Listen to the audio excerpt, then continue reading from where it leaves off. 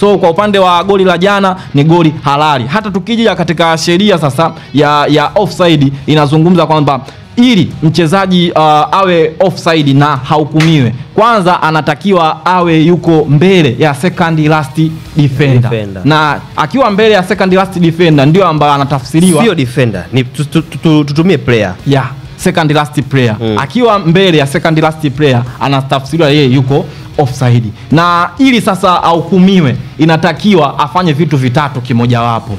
Either auingilie mchezo, pili amuingilie mpinzani wake, na tatu anufaike moja kwa moja na yeye kuwa katika eneo la offside. Na ukitazama katika goli lile na namna ambavyo limefungwa, Pacome Zouzoua hakuingilia mchezo, hakumuingilia mpinzani yoyote, na hakunufaika na yeye kuwa katika eneo la offside, kwa sababu wachezaji wa Simba walikuja kuivunja ile offside yeye ambayo alikuwepo. So kwa upande wangu mimi ni goli halali.